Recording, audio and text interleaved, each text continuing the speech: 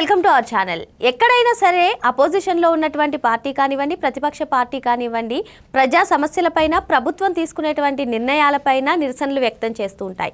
కానీ వైసీపీ చేస్తున్నటువంటి ఆరోపణలు, మొన్న చూసుకున్నట్లయితే బిల్ గేట్స్, నిన్న చూసుకున్నట్లయితే హెరిటేజ్, మరి ఈ రోజు నారా లోకేష్ పైన చేస్తున్నటువంటి ఆరోపణలు ఎలా చూడాలని కొందరు సోషల్ మీడియాలో ఆసక్తికర పోస్టులు పెడుతున్నారు. అసలు ఈ అంశాన్ని ఏ విధంగా చూడాలి తెలుసుకునే ప్రయత్నం చేద్దాం. దీన్ని విశ్లేషించడానికి మనతో పాటుగా ఉన్నారు ప్రముఖ ఆర్థిక, రాజకీయ, సామాజిక విశ్లేషకులు అపసాని రాజేష్ గారు. నమస్తే సార్. నమస్తే. ఎక్కడైనా సరే ప్రతిపక్ష పార్టీ ప్రజా సమస్యలపైన పోరాడుతుంది, ప్రజల్లోకి వెళ్తుంది. కూటమి కానివ్వండి, ప్రభుత్వం కానివ్వండి, తీసుకునేటువంటి నిర్ణయాలపైన నిరసనలు వ్యక్తం చేస్తుంది అని చెప్పి చాలామంది చెప్తూ ఉన్నారు సార్. కానీ ఇక్కడ వైసీపీ చేస్తున్నటువంటి రాజకీయాలు కానివ్వండి, ఆరోపణలు కానివ్వండి, అంటే మొన్న చూసుకున్నట్లయితే బిల్ గేట్స్, నిన్న హెరిటేజ్, ఈరోజు చూసుకున్నట్లయితే నారా లోకేష్ పైన ఆరోపణలు ఎలక్ట్రానిక్ మీడియాలో, ప్రింట్ మీడియాలో, సోషల్ మీడియాలో అదే విధంగా తరచుగా పోస్టులు పెట్టడం, వీటన్నిటిని కూడా ఏ విధంగా చూడాలని కొందరు సోషల్ మీడియాలోనే అభిప్రాయాలు వ్యక్తం చేస్తున్నారు. మరి ఇదే అంశాన్ని ఎలా చూడాలంటారు? ఇప్పుడు వైసీపీ పార్టీ తన వ్యూహాలకు అనుగుణంగానే తన రాజకీయాన్ని కొనసాగిస్తూ ఉంది. జగన్మోహన్ రెడ్డి గారు 2014-19 చంద్రబాబు నాయుడు గారి పాలనా హయాంలో తాను తన పార్టీ ఎటువంటి వ్యూహాలను అనుసరించింది, ఆ రోజు తనకు వ్యూహకర్తగా ఉన్న ప్రశాంత్ కిషోర్ నేతృత్వంలో వాళ్ళు ఎటువంటి వ్యూహాలని అమలుపరిచారు అనేది వాళ్ళకు ఒక స్పష్టత ఉంది. అంటే 2019 ఎన్నికల్లో ఆయన చాలా సక్సెస్ అయ్యాడు. 170 స్థానాలున్న సభలో 151 స్థానాలతో ఆయనకు అధికారం దక్కింది. ఆ దక్కటానికి ఏ అంశాలు కీలకంగా దోహదం చేశాయి అనేది ఆయన ఒకసారి అనలైజ్ చేసుకుంటే ఇక్కడికి మర్చిపోతున్నది ఏంటంటే 2019-24 మధ్యకాలంలో ఆయనే పాలకుడు. ఆయన వ్యూహాల పర్యవసానం అవి సఫలీకృతంగా ఆయనకి మెటీరియలైజ్ అయ్యి 2019 ఎన్నికల్లో ఆయనకు అధికారం దక్కింది. ఆ దక్కటానికి దారితీసిన ఫ్యాక్టర్స్ ఏంటనేది ఒకసారి బేరీ చేసుకొని వాటిని ఒకసారి మళ్ళీ ఓహో మనం ఆ రోజు ఈ విధమైన వ్యూహాలు అమలుపరిచాం, ప్రభుత్వాన్ని ఈ అంశాల్లో ఎత్తి చూపాం, నాయకుడి వ్యక్తిత్వాన్ని ఈ విధంగా కించపరిచాం, వాళ్ళ నాయకుల మోరాలిటీ దెబ్బతీసే ప్రయత్నం చేశాం, ప్రభుత్వం ఏ తప్పు చేయకపోయినా నిత్యం తప్పులు చేస్తున్నట్టుగా పోర్ట్రేట్ చేశాం, వాళ్ళు అవినీతి చేయకపోయినా చేసినట్టుగా దాన్ని పిక్చరైజ్ చేసాం, ప్రజల్లో ప్రచారం చేసాం, చంద్రబాబు నాయుడు గారిని ఒక కులానికి పరిమితం చేసాం, ఆయన నిర్మాణం చేస్తున్న రాజధానిని ఒక కులానికి పరిమితం చేసాం. ఇట్లా వాళ్ళు ఒకసారి ఆ పాత మెమరీస్ని మనం ఫేస్బుక్ ఓపెన్ చేస్తే మనకేమవుద్ది, 5 years బ్యాక్ నీ ఫోటో ఇది, 5 years బ్యాక్ నీకు పలానా ఫ్రెండ్ తోటి ఈ మెమరీస్ అని చెప్పని మనకి ఆ మెమరీలో పాత ఎప్పుడో నాటి జ్ఞాపకాలు మళ్ళీ రిమైండర్లు వస్తూ ఉంటాయి. అలాగే జగన్మోహన్ రెడ్డి గారు కూడా వాళ్ళు కూర్చొని ఆలోచించుకుంటారు కదా, మనం మళ్ళీ 2029 నెగ్గాలి అని అంటే ఏం చేయాలి, ఏం చేసేదండి బాస్, మనం 19కి ముందు ఏం చేసాం అదే చేద్దాం. ఏం చేసాం ఆ రోజు, వాళ్ళు ఏ మంచి చేసినా దాన్ని చెడుగానే ప్రచారం చేసాం, వాళ్ళు ఏ తప్పులు చేయకపోయినా తప్పులు చేసినట్టుగానే ప్రచారం చేసాం, వాళ్ళకి కులపక్షపాత ధోరణి లేకపోయినా ఉన్నట్టుగానే ప్రచారం చేసాం, వాళ్ళకి మీద నిత్యం అసత్యాలు సత్యాలుగా భ్రమింపజేస్తూ ప్రజలకిలో ప్రచారం చేశాం. మనకు ఒక సోషల్ మీడియా ఉంది, మనకు వ్యూహకర్తలు ఉన్నారు, మనకు సొంత మీడియా ఉంది. ఇప్పుడు కూడా సేమ్ ఓల్డ్ స్ట్రాటజీని ఫాలో అవుదాం. దాంతో ఏంటంటే ఆ రోజు ఆయన నా రాజధాని నిర్మాణం చేస్తున్నాడా, దానికి అమరావతి అను, పోలవరం నిర్మాణం చేస్తున్నాడా, దాన్ని సవరించిన అంచనాల్లో 25,000 కోట్ల అవినీతి జరుగుతుందని కేంద్ర ప్రభుత్వానికి లేఖలు రాయి. ఆయన సిఏఏ కన్వెన్షన్స్ తోటి పెట్టుబడి రప్పిస్తున్నాడా, సిఏఏ కన్వెన్షన్ ఫెయిల్ చేసే ప్రయత్నం చేయి. ఆయన పట్టిసీమ నిర్మాణం చేస్తున్నాడా, దాన్ని వట్టిసీమను.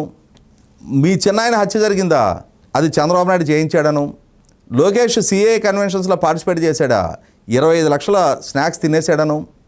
అగ్రిగోల్డ్ భూములు ఇష్యూ ఉందా, తెలుగుదేశం నాయకులు కొట్టేశారని చెప్పిన ప్రచారం చేయి. ఇట్లా రకరకాల ప్రచారాలు. హాయ్లాండ్ ఉందా, లోకేష్ కొట్టేశాడను. వాళ్ళు సీఏల్ని డిఎస్పీలకు ప్రమోట్ చేశారా, అందులో 33 కమ్మాళ్ళేనని చెప్పేయి. వాళ్ళు అట్లా చెప్పుకుంటూ వెళ్ళారు, కన్విన్సింగ్గా ప్రజలని నమ్మించగలిగారు. ప్రజలు చంద్రబాబు నాయుడు గారి మీద వ్యతిరేకత పెంచుకున్నారు. వీళ్ళ ప్రచార ప్రభావంతో ఈయనకిచ్చిన ఎలివేషన్ల నేపథ్యంలో ఈయనకు అధికారం కట్టబెట్టారు. ఈయన అధికారం కట్టబెట్టిన వరకే గుర్తుపెట్టుకున్నాడు. కానీ అదే ప్రజలు నీకు అధికారం కట్టబెట్టిన తర్వాత 5 సంవత్సరాలు నీ పాలనా హయాంలో ఆ రోజు నువ్వేమేమి ఆరోపణలు చేశావు, నీ పాలనా హయాంలో అసలు సిసల నిజాలు ఏంటనేది ప్రజలు రియలైజ్ అయ్యారు. అదే సందర్భంలో నీకు ఇచ్చిన ఎలివేషన్లు, నువ్వు ప్రత్యేక హోదా సాధించగలిగే పోరాట యోధుడు, 13 జిల్లాని 13 హైదరాబాద్కి అభివృద్ధి చేయగలిగే అభివృద్ధి కాముకుడు, వలసలు లేని ఉపాధి కల్పించగలిగే లక్షలాది మంది యువతకి మార్గనిర్దేశనం చేయగలిగే ఒక ధీరోదాత్త నాయకుడు, ఇట్లా రకరకాల ఎక్స్పెక్టేషన్స్ తోటి మాట తప్పడు మడమ తిప్పడు అని నీకు ఇచ్చిన ఎలివేషన్ నేపథ్యంలో నువ్వు చేసిన ప్రతి వాగ్దానాన్ని నమ్మి నీ వెనక నడిచిన ప్రజలు నిన్ను ఒక అసమర్థుడిగా, అవినీతిపరుడిగా, అరాచకవాదిగా, ఆక్రమణదారుడిగా ప్రజలకి ఒక స్పష్టత వచ్చి మాట తప్పటం మడం తిప్పటమే నీ నైజం అనేది ప్రజలు రిలీజ్ అయ్యి ఏ ప్రజలైతే నీకు 150 స్థానాలు ఇచ్చారో అదే ప్రజలు నిన్ను 11 స్థానాలకు పరిమితం చేశారు. కానీ జగన్మోహన్ రెడ్డి మాత్రం మళ్ళీ సేమ్ ఓల్డ్ స్ట్రాటజీ, ఏదో ఒక ఆరోపణ చేయి, దాని మీద హంగామా చేయి, మనకు సోషల్ మీడియా ఉంది, మనకు సొంత మీడియా ఉంది, మన దగ్గర డబ్బులతోటి పోషింపబడుతున్న యూట్యూబర్స్ ఉన్నారు, వాళ్ళతోటి నిత్యం ప్రభుత్వం మీద విషం చిమ్ముదాం, ప్రభుత్వం చేసే మంచి కన్నా మనం చిమ్మే విషయమే ప్రజల్లోకి ఎక్కువగా వెళ్ళాలని ఒక ప్రయత్నం చేస్తూ ఉన్నారు. కానీ ప్రజలకు ఒక స్పష్టత ఉంది. నువ్వు బిల్ గేట్స్ మీద ఆరోపణ చేసినా, నువ్వు హెరిటేజ్ మీద ఆరోపణ చేసినా, నువ్వు లోకేష్ మీద ఆరోపణ చేసినా, నీ ఆరోపణలు ఎలా ఉంటాయి, నీ వ్యూహకర్తలు నీకు ఎటువంటి వ్యూహాలు ఇస్తారు, నీ సోషల్ మీడియా ఏం ప్రచారం చేస్తుంది, నీ సోషల్ మీడియా నీకేం ఎలివేషన్ ఇస్తుంది, నీ ప్రత్యర్థుల వ్యక్తిత్వానికి నువ్వు పాల్పడే తీరు ఎలా ఉంటుంది అనేది ప్రజలకు ఆల్రెడీ నువ్వు నీ రాజకీయ వ్యూహాలు, నీ సోషల్ మీడియా ప్రచారాలు తెరిచిన పుస్తకాలు. గుప్పెట మూసున్న వరకు నువ్వేంటో తెలియదు.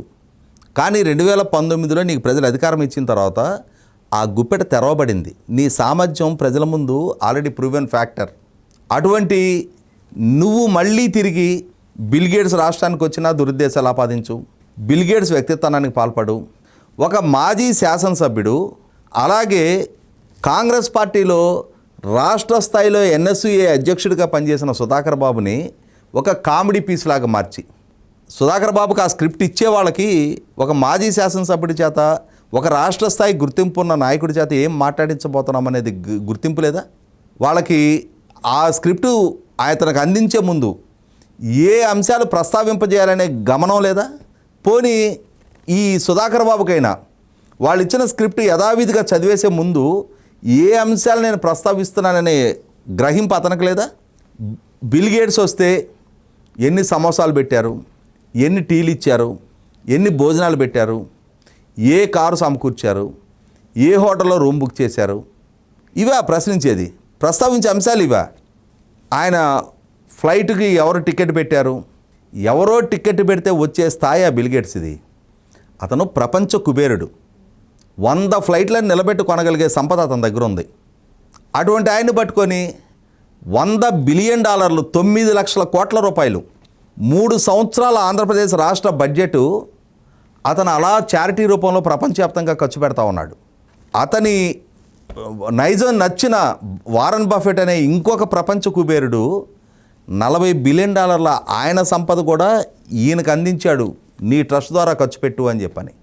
మండు టెండల్లో దశాబ్దాల తరబడి తమ కుటుంబాన్ని ఆదరించి నెగ్గిస్తూ ఉన్న పులివెందుల ప్రజలకి గుక్కెడు మంచినీళ్ళు కూడా పోసే చలివేంద్రం కూడా ఏర్పాటు చేయని జగన్మోహన్ రెడ్డి కుటుంబం ఇవాళ బిల్ గేట్స్కి వంకలు పెట్టడం, క్లీన్ ఇమేజ్తో దశాబ్దాలుగా లక్షలాది మంది కస్టమర్ల ఆదరణ పొందుతున్న హెరిటేజ్కి వంకలు పెట్టడం. ఇదే క్రమంలో ఈరోజు కొలంబో క్రికెట్ మ్యాచ్ చూడటానికి వెళ్ళిన లోకేష్ ప్రజల డబ్బుతో విలాసాలు చేస్తున్నాడు అని చెప్పని, ప్రజల డబ్బుని గుప్పెళ్లతోటి అంటే మనకి ఘటోద్గచుడు పాత్ర చూస్తాం మనం మాయాబజార్ సినిమాలో, వివాహ భోజనంబు వహోహ నాకే ముందు అని చెప్పని. ఆ పాటను గుర్తు తెచ్చేలాగా తండ్రి హయాంలో, కొడుకు హయాంలో రాష్ట్రాన్ని హోల్సేల్గా దోచుకు తిని ఇవాళ 11 సిబిఐ ఛార్జ్షీట్లు, 16 నెలల జైలు జీవిత చరిత్ర, మళ్ళీ ఇవాళ నీ పాలనా హయాంలో కూడా వరుస క్రమంలో ఒక్కొక్క విచారణ జరుగుతూ ఉంటే నీకు లోకేష్నో చంద్రబాబు గురించి విమర్శించే నైతికత ఉందా? పదే లోకేష్ ఇప్పటికి ఎన్నో సందర్భాల్లో చెప్పాడు, నేను ఎక్కడికి ప్రయాణం చేసినా నా డబ్బులతో నేను ప్రయాణం చేస్తున్నా అని చెప్పని, నా కారులు నేను వాడుకుంటున్నా, నేను ₹1 ప్రభుత్వానికి బర్డెన్ మోపటం లేదని చెప్పాడు. ఇవాళ కొలంబో క్రికెట్ మ్యాచ్కి వెళ్ళినందుకు ప్రజల సొమ్ముతో లోకేష్ అక్కడ విలాసాలు చేస్తున్నట్టుగా చిత్రీకరించారు. ఇవాళ లోకేష్ రిటార్డ్ ఇచ్చాడు, నా డబ్బు, నా టికెట్, నా ఫ్లైటు, నా ప్రయాణం, నా డబ్బులతో నేను పోయా. మనకి పుష్ప సినిమాలో డైలాగ్ ఉంటుంది, ఇది నా కాలే ఇది నా కాలే, నా కాలు మీద నా కాలు వేసుకున్నా నీ మీద నేసానా అని చెప్పని. అట్లాగే ఇవాళ నా డబ్బులతో నా ప్రయాణం నేను పెట్టుకున్నా నీకేమో నొప్పి అని చెప్పని డైరెక్ట్గా లోకేష్ ఆ మాట ప్రశ్నించాడు. ఇవాళ లోకేష్ చేసిన విమర్శలకి, లోకేష్ నుంచి వచ్చిన సమాధానానికి, కాదు లోకేష్ ప్రజల డబ్బుతో వెళ్ళాడు అని చెప్పిన సాక్ష్యాలు నీ దగ్గరుంటే ప్రస్తావించు. ఇవాళ ఏమవుద్ది, నిప్పుతో చెలగాటం ఎందుకు అంటారు. నిజాయితీగా ఉండేవాడితో కూడా చెలగాటం అనవసరం. ఆ గ్రహింపు వైసీపీ పార్టీకి లేదు. 2019కి ముందు మనం ఇలా ప్రచారం చేసే సక్సెస్ అయ్యాం. ఆ రోజు మనం ఏం చెప్పినా ప్రజలు నమ్మారు. ఆ రోజు నువ్వేంటో తెలియని రోజు నమ్మారు ప్రజలు. నువ్వు ఊహించని మెజార్టీ నీకు ఇచ్చిన తర్వాత నీ సామర్థ్యం ఏంటి, నీ పాలనా తీరేంటి, నీ నిర్ణయాలు ఎలా ఉంటాయి అనేది ఒకసారి అనుభవపూర్వకంగా చూసిన తర్వాతే ఇతన్నా మనం అంతగా నమ్మింది అని చెప్పని రిలీజ్ అయిన ప్రజలు 11 స్థానాలకు నేను పరిమితం చేశారు. ఇంకా ఈ పాత రొట్టకొట్టుడు ప్రచారాలకే కట్టుబడి ఉంటాం. ఒకరోజు బిల్ గేట్స్ మీద, ఒకరోజు హెరిటేజ్ మీద, ఒకరోజు లోకేష్ మీద, ఇలాగే కాలక్షేపపు కాలయాపన చేద్దాము అని అంటే ప్రజలు మిమ్మల్ని ఎందుకు పరిగణలోకి తీసుకోవాలని చెప్పని వాళ్ళు కూడా ఆలోచించుకుంటున్నారు. కనీసం మీకు ఇచ్చిన సంఖ్యాబలంతో చట్టసభల్లో తమ సమస్యల గురించి ప్రస్తావించని మిమ్మల్ని ఒక రాజకీయ పార్టీగానైనా సరే మేము ఎందుకు పరిగణలోకి తీసుకోవాలని ఇప్పటికే ప్రజలు ఒక నిస్తాప్రాయానికి వస్తూ ఉన్నారు.